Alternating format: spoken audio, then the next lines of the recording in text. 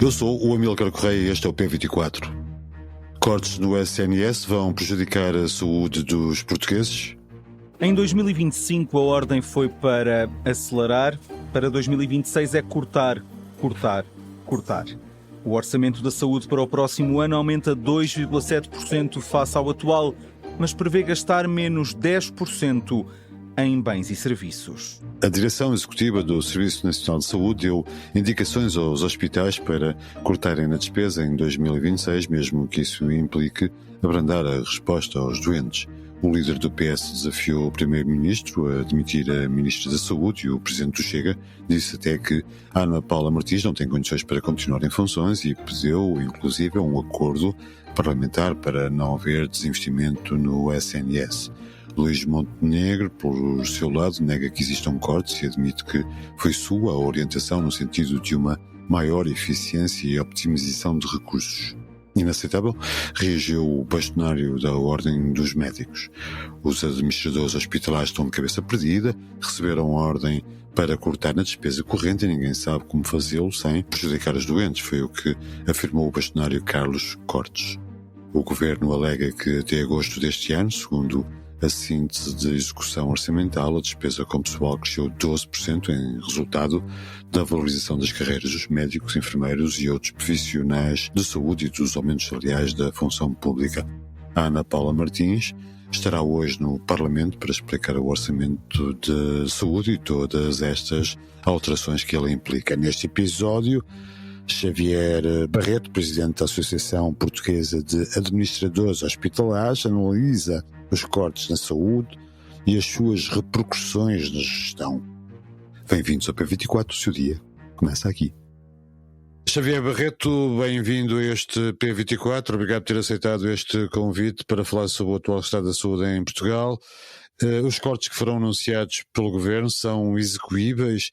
É possível manter estes cortes, esta diminuição, e ao mesmo tempo garantir uma maior eficiência na gestão hospitalar?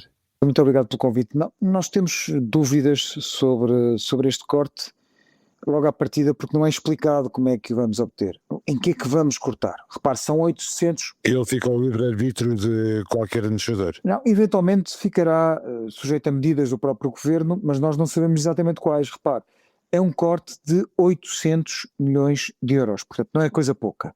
E particularmente na área de bens e serviços, é aí onde mais se corta. E, portanto, a questão que se coloca é quais são os bens e serviços em que nós podemos cortar. São medicamentos? São médicos tarefeiros?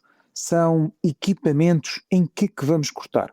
E há áreas em que isso é óbvio, nós podemos cortar, por exemplo, nos prestadores de serviços, geralmente chamados tarefeiros, mas aí temos uma pequena parte. Repara, ano passado os tarefeiros custaram ao Serviço Nacional de Saúde 230 milhões de euros, portanto, apesar de tudo, está longe dos 800.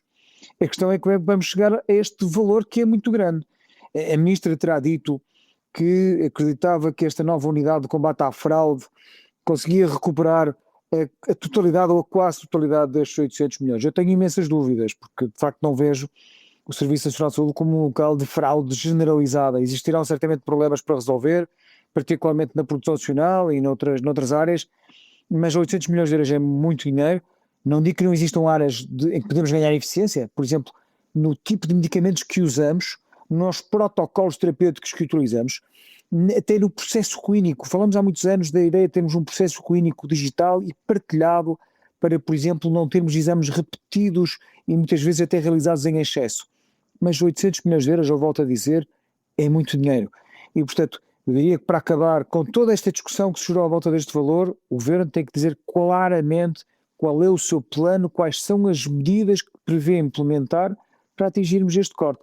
Porque enquanto não o disser, ficaremos sempre com esta ideia de que provavelmente nos pedirão para que o Serviço Nacional de Saúde tenha de alguma forma um recuo, um retrocesso nos serviços que presta. E isso é inaceitável. O Primeiro-Ministro fala em gerir melhor, lutar contra o desperdício, fazer melhores opções na compra de bens e serviços para podermos ter os recursos que precisamos, para podermos ter uma política retributiva em termos de valorização de carreiras, diz Luís Montenegro. Como falou há pouco também naquela unidade de combate à fraude, tudo isto tem subjacente uma carga negativa, uma apreciação negativa da gestão hospitalar, seja ela pública ou privada, por se basear no princípio de que há uma fraude constante e de que há uma má gestão quase com dolo. É possível ter esta interpretação? É possível, mas de facto não corresponde à verdade. Portanto, eu admito que essa interpretação seja legítima por parte de quem ouve um político a dizer as coisas dessa forma, mas eu que estou no Serviço Nacional de Saúde há muitos anos não me revejo nessa ideia, ou nessa caracterização, na forma como foi descrito. Eu acho que os governos têm que ser coerentes e têm que ser consequentes com aquilo que dizem. Repare, o que é que faria sentido? Se nós temos um problema de controlo e de gestão até de algumas atividades, faria todo o sentido que nós investíssemos mais na gestão, no modelo de gestão e nos administradores hospitalares. O que é que acontece atualmente? Nós temos uma carreira de administração hospitalar que está por rever há 25 anos. Alguns hospitais praticamente não têm gestores intermédios. Eu sou gestor intermédio do meu hospital. O meu papel, de facto, para além de liderar as minhas equipas, de coordenar as minhas pessoas, os recursos, os equipamentos, de garantir que está tudo a funcionar, é também garantir que não existe fraude, que não existe subutilização dos recursos, que não tenho espaços vazios, que de facto estou a utilizar em todo o seu potencial os recursos que tenho à minha disposição. Esse é o meu papel enquanto gestor no Serviço Nacional de Saúde. A maior parte dos hospitais do Serviço Nacional de Saúde tem poucos gestores, muito abaixo daquilo que deveriam ter, e aqueles que existem têm uma carreira por rever há mais de 25 anos. E eu não posso deixar de dizer que nós estamos neste momento a negociar a revisão da nossa carreira com o Governo, e os sinais que temos do Governo no âmbito desta negociação são muito preocupantes. O Governo quer desvalorizar o papel do administrador hospitalar enquanto gestor intermédio nos hospitais, e ao desvalorizar esse papel, obviamente que vai prejudicar o controle. Deixe-me dar-lhe um outro dado também importante. Este governo disse-nos várias vezes que a autonomia dos hospitais era importante e que pretendia devolver a autonomia aos hospitais. E o que é isto? É quando um hospital quer contratar um médico, um enfermeiro ou comprar um equipamento, poder tomar essa decisão de forma autónoma em prol dos seus doentes e dentro de um orçamento que está pré-aprovado e não ter que pedir sistematicamente autorizações à tutela. Essa autonomia iria materializar-se na forma de um plano de desenvolvimento organizacional que nós temos que propor ao Governo e o Governo aprova-o ou não. Quando o aprova, dá-nos autonomia. Pois estamos em outubro, quase no final do mês de outubro, e os planos que os hospitais entregaram ao Governo para terem essa autonomia estão por aprovar. Os hospitais vão terminar o ano, estão a terminar o ano, sem autonomia para tomarem decisões básicas de gestão. Obviamente que o setor privado não tem estes constrangimentos. O setor privado decide quando quer contratar um médico ou um profissional de saúde e decide quanto é que lhe quer pagar. Tem outro modelo jurídico de contratação que torna tudo muito mais fácil. Com certeza, muito mais fácil, e isso tem impacto nos resultados. Os hospitais privados podem contratar as pessoas quando querem, podem comprar os bens e serviços e fazer os acordos que quiserem com fornecedores, não têm que se reger por normas apertadas, como as do Código de Contratação Pública, não têm que pedir autorização ao Tribunal de Contas para fazer alguns investimentos. Há um conjunto enorme de diferenças. E depois, e repara, os hospitais privados têm uma diferença enorme em relação aos públicos, é que os hospitais privados escolhem os seus doentes. Escolhem os doentes que querem operar, que escolhem os doentes que querem fazer consultas. Os menos rentáveis. Com certeza. Ao contrário dos hospitais públicos que, como sabe, têm que tratar todos os doentes, incluindo aqueles que nos custam 2 milhões de euros e pelos quais nós recebemos 0,1% desse valor. Portanto, uma ínfima parte daquilo que gastamos. O modelo é completamente diferente. Mas a questão, em termos de ferramentas de gestão e de autonomia, é porque é que nós não aproximamos os hospitais públicos daquilo que são as regras da gestão privada ou até das regras da gestão das PPPs em Portugal. Porquê é que não fazemos isso? Porque isso está ao nosso alcance fazer. Já tivemos vários exercícios de aproximação, desde o Hospital Santa Maria da Feira, o Hospital da Amadora, Sintra, não é? e as PPPs, etc. Não é? Estes cortes fazem sentido quando o SNS está em estado de subfinanciamento, aparentemente, não é? Se é que posso dizer isto, e no momento em que a procura continua a crescer, ou dito de outra forma, estes cortes vão sacrificar a saúde da população? Eu espero que não. Os hospitais, nunca aconteceu que os hospitais tivessem optado por alternativas menos boas para os seus doentes ou que, por exemplo, não tivessem dado resposta na lista de espera por falta de financiamento. O que geralmente acontece é que os hospitais, que são subfinanciados, absolutamente financiados, isso é absolutamente claro nos últimos anos, já o subfinanciamento crónico, mas os hospitais respondem a isso criando dívida. Portanto, é uma espécie de balão que vai enchendo a partir do mês de janeiro, é uma dívida que vai crescendo, crescendo, crescendo, e no final do ano o Estado paga essa dívida fazendo uma injeção extraordinária de capital, de dinheiro, que nos últimos anos tem andado à volta na ordem dos 1.000 milhões de euros, todos os anos. Portanto, repare no absurdo que isto é. O Estado até acaba por dar esse financiamento aos hospitais, A posteriori, faz esse financiamento fora de tempo, acaba por manter os hospitais subfinanciados ao longo de todo o ano e cria dívida que também tem custos, porque um fornecedor, quando não recebe do seu hospital, financia-se junto da banca e esse financiamento tem um custo que depois acaba por ser convertido em aumentos de preço no ano seguinte. E, portanto, esta é uma gestão que não faz sentido absolutamente nenhum. O que faria sentido era, de facto, nós termos hospitais financiados, eu diria, de uma forma aproximada àquilo que são os seus custos, assumindo, obviamente, que os hospitais têm que continuar a trabalhar para sermos eficientes. Temos ainda muita margem para sermos mais eficientes nos protocolos terapêuticos que temos, na forma como tratamos os doentes, nas opções que tomamos, fazendo mais ambulatório, menos internamento. A ideia que lhe falei há bocado, temos um processo clínico único, partilhado por todos, há muitas áreas, até no uso de ferramentas digitais, de inteligência artificial para automatizar um conjunto de tarefas que agora são feitas por pessoas e podem ser feitas por máquinas. Portanto, há de facto muita margem para nós ganharmos mais eficiência. Agora, não podemos é dar um passo maior que a perna, não podemos é colocar os hospitais numa enorme escassez financeira, que é provavelmente o que vai acontecer no próximo ano, esperando que isso se traduza automaticamente em eficiência. E pode até ser contraproducente e resultar em perda de eficiência, no sentido em que não vamos criar mais dívida e essa dívida tem custos.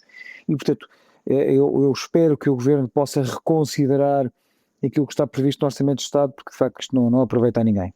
aparentemente o que está em causa é sobretudo a primeira intenção é diminuir custos, e quando se fala na diminuição de custos é a expectativa que ela venha através da eficiência, mas não é necessariamente verdade que exista uma correlação entre estas duas coisas de uma forma assim tão prática. Até que ponto é que os cortes a serem efetuados no Serviço Nacional de Saúde, diminuindo à partida a sua qualidade, a sua oferta, atrasando a sua resposta, poderá canalizar cada vez mais utentes para um serviço de saúde privado?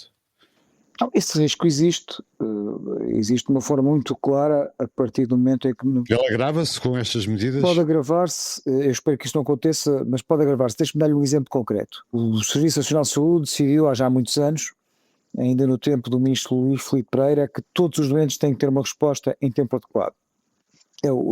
Criou um sistema mais tarde conhecido como SIGIC, para os doentes cirúrgicos, doentes de listas para cirúrgica. E o que é isto? Este sistema define que quando um doente não tem uma cirurgia no Serviço Nacional de Saúde num determinado tempo, ele recebe um vale para fazer a sua cirurgia no privado. E, portanto, esse sistema continua em vigor e vai ter agora uma alteração, vai chamar-se SINAC, mas este conceito continua lá. Repare, se porventura nós tivéssemos um subfinanciamento total que prejudicasse a atividade cirúrgica dos hospitais, e eu volto a dizer, espero que isso não aconteça, e mantendo-se este conceito de garantia de resposta ao doente, naturalmente que isso poderia gerar uma maior emissão de vales cirúrgicos para os doentes poderem fazer as suas cirurgias no privado e poderia até gerar uma despesa maior do que mantendo esses doentes no Serviço Nacional de Saúde. E, portanto, isso é absolutamente claro. Eu espero que isso não aconteça. Volto a dizer, os hospitais do SNS, mesmo estando subfinanciados, aliás, e mesmo tendo dívida, nunca optaram por reduzir a atividade. Aliás, isso é muito claro. Quando nós olhamos para a atividade do SNS nos últimos anos, ela tem crescido sempre, sempre. O número de consultas, o número de cirurgias, o número de atendimentos em cuidados de saúde primários, de consultas feitas por médicos de família, toda a atividade tem crescido sempre, de forma contínua ao longo dos últimos anos. E, portanto, eu espero que isso continue a acontecer e espero que o Governo saiba acompanhar essa vontade de responder que, apesar de tudo, continua a existir no Serviço Nacional de Saúde. Xavier Barreto, para terminar, que balanço é que faz da atual ministra Ana Paula Martins, que hoje vai estar no Parlamento para tentar explicar todas estas atribuladas alterações no SNS? Bom, eu procuro fixar-me nos factos. E os factos são claros. Parte significativa da estratégia que o Governo tinha, ou outra forma, parte significativa também dos objetivos que o Governo tinha não foram atingidos. Isso é absolutamente claro. Quando nós olhamos para as listas de espera, por exemplo, eu diria que nada preocupa mais os doentes do que o acesso a cuidados de saúde.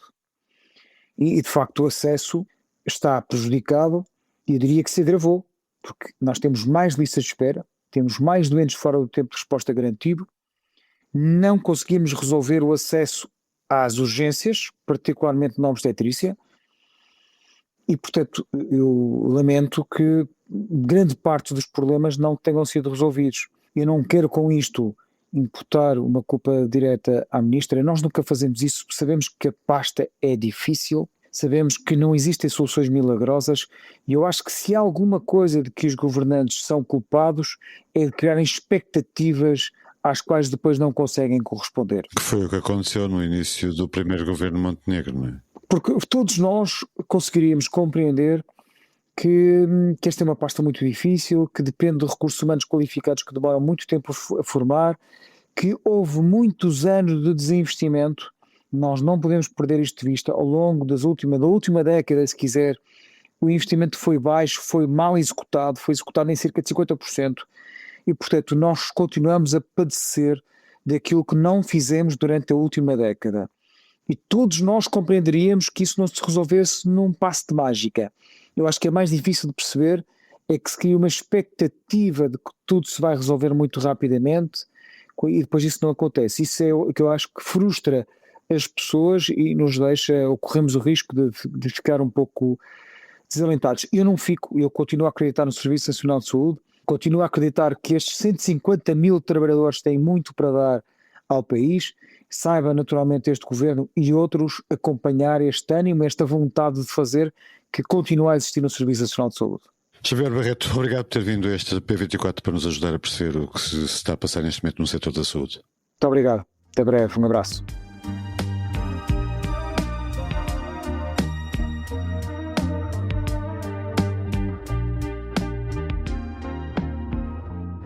E para fechar, deixo-lhe uma sugestão do Y, de Passionate Hones, um novo álbum do projeto Nourished by Time, do norte-americano Marcus Brown. É um dos grandes discos de 2025, é o que escreve o crítico Pedro João Santos no Y, na edição desta sexta-feira, para ler nas bancas ou em público.pt.